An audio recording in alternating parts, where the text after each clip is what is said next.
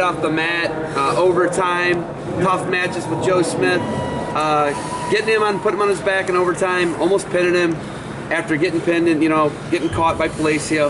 How does it feel? Yeah, I mean, it feels good to go out, and I mean, the best I could do after that loss was third, and going out and getting it, does something for my confidence, and coming back to this tournament in the future knowing I can win matches no matter how tired, no matter what happens to me, so it feels good.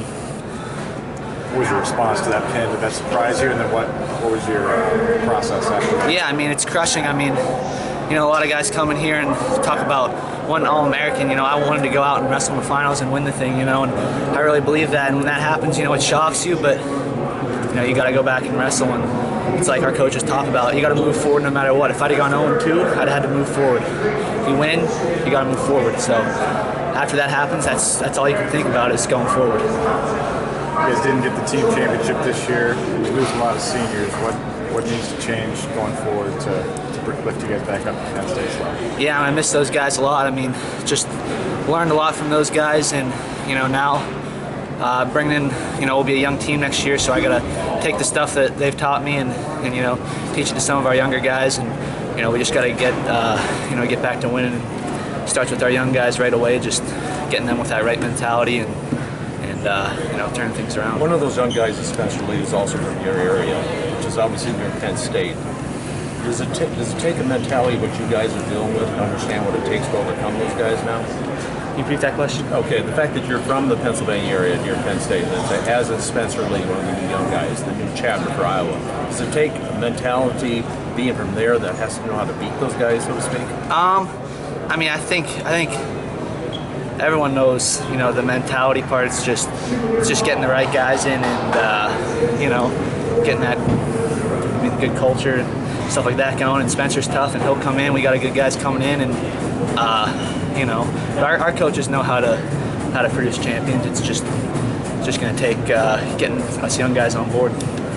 In the redshirt year, the Saturday 365 days ago was not an Iowa Saturday in most people's eyes. How have you guys built from that? You're a redshirt, you were on the team on the floor in Madison Square Garden. What's the message in coming back and finishing strong and guys taking third when they don't get what they want? What did Tom, Terry, Burhow, and Morningstar say to you guys about today and finishing as high as you could? Yeah. I mean, it's something they talk about all the time, which is just, it's like I said, just moving forward. And ultimately, it's about more than just us as individuals. It's about Iowa and the culture we have and the tradition we have, and that's getting the best thing we can get. We're not going to win the team title maybe, but it's just fighting for that next best thing, I guess.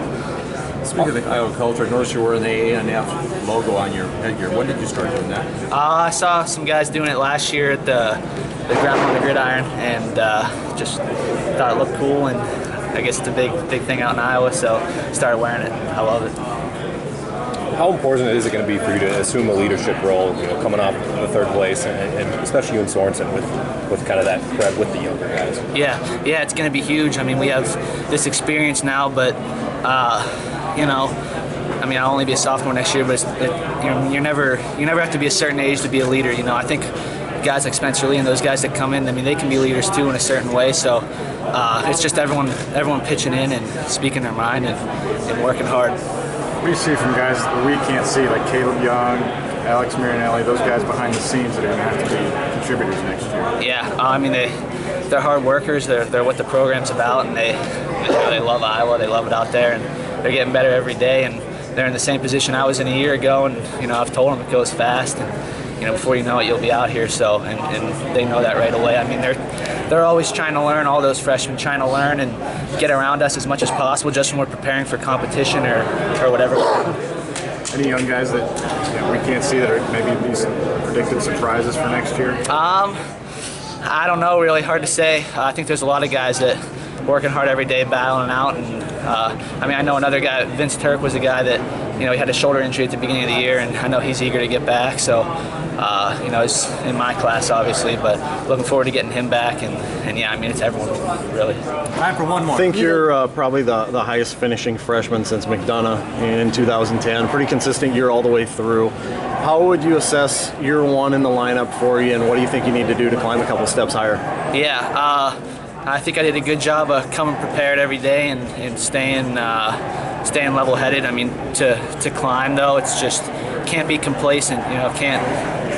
Just because you're winning doesn't mean that there's not someone else out there. I mean, I've lost to Knowles both times I wrestled him this year, and he's obviously the guy at the weight right now. So, just learning is to, never get complacent. Just keep working and knowing that there's someone out there you got to beat.